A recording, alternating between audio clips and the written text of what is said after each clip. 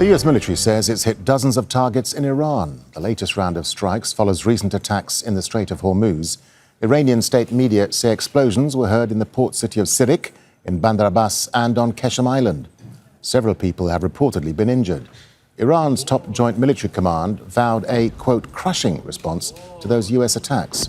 U.S. Central Command says the strikes were in response to Iranian attacks on commercial shipping in the Strait of Hormuz. Well, in a statement, CENTCOM says the U.S. forces completed a new round of offensive strikes, hitting more than 80 targets with precision munitions, as an immediate response to Iran's latest attacks on commercial vessels transiting the Strait of Hormuz. They struck Iranian air defense systems, command and control networks, coastal radar sites, anti-ship missile capabilities, and more than 60 Islamic Revolutionary Guard Corps small boats in and near the strait to degrade Iran's ability to continue attacking international commerce flowing through the international trade corridor. Well, air raid sirens have been heard in Bahrain and Kuwait after those U.S. strikes. The Kuwaiti army says its air defenses have been confronting missile and drone attacks, and Bahrain's Interior Ministry has urged the public to remain calm and to go to the nearest safe place. Well, the U.S. attacks on Iran began shortly after Washington revoked a waiver that allowed Iran to sell its oil under the interim peace agreement.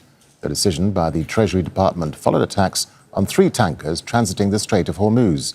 Iran's foreign ministry says it holds the U.S. government responsible for what it calls repeated violations of the Memorandum of Understanding on ending the war. Under the agreement reached in Switzerland last month, the U.S. issued a waiver on Iranian oil exports that were meant to last until next month.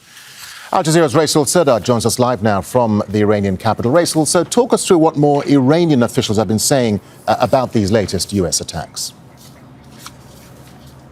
Well, indeed, this latest attack is the largest since there has been a ceasefire agreed in the month of April, and now the chief negotiator of Iran and also the Speaker of the Parliament, Mohammad Bakr Kalibaf, simply saying that major Memorandum of Understanding violations by the United States, so violating Iranian adjustments in the Strait of Hormuz, persistent threats of further strikes, the reinstating oil sanctions and attacks on the southern Iran, and also Israel's continued aggression in Lebanon. And his warning saying that the era of bullying and extortion is over. This will lead nowhere, and Iran will not fall. So this is a statement coming from the chief negotiator of Iran. And also Qeshm Gharibabadi, who is the deputy foreign minister but the head of Iranian technical team in negotiations, he's also saying that the Memorandum of Understanding is being violated by the United States, but particularly he is referring to Article 10 about the oil sanctions being lifted. So what the Iranians are saying that the city of Sirik was hit, that's important because it looks over the Strait of Hormuz, and according to Iranian officials, there are some people injured at a commercial port. At least 6 locations in Sirik were hit, and then in Qeshm Island, 7 locations, and then in Bandar Abbas, 10 locations. And after that, so the IRGC is also just releasing a statement saying that in response to the American attacks, IRGC have struck 85 locations that belongs to the U.S. Army across the region, but particularly the 5th Fleet, American 5th Fleet in Bahrain, and also Ali al-Salim Air Base in Kuwait. So if that is true, perhaps that also is the largest Iranian response since the ceasefire was agreed in April. Yeah, and Resul, the US says it's revoking that waiver that temporarily lifted oil sanctions against Iran. What could this mean then for the Iranian economy and the talks going forward? Definitely is going to put a huge pressure on Iranian economy, but perhaps more importantly, that could potentially jeopardize the Memorandum of Understanding and also overall the talks, the ongoing negotiations, because Article 10 of the Memorandum of Understanding is referring to lifting the sanctions, particularly on Iran's oil and petrochemical products sectors.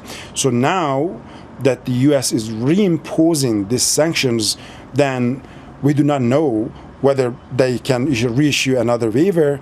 But if that continues, so simply one of the most important articles of the Memorandum of Understanding not being implemented potentially could force Iranians walking out of the negotiations, because just remember, this country has been under the sanctions since decades, and then 2 wars within 12 months, and Iranian industrial base was heavily hit in the recent attacks, in the recent war. So the country is under huge economic pressure, and the only way that the country can breathe or can somehow generate some revenues is selling the oil. And now the sanctions being reinstated, reimposed over this sector, this critical sector, simply means the country being deprived from its lifeline. And that's why it has the potential to further increase the pressure on Iranian economy, and also jeopardizing the Memorandum of Understanding and overall the ongoing negotiations. All right, Resul Serdar, live for us there in Tehran. Resul, thank you.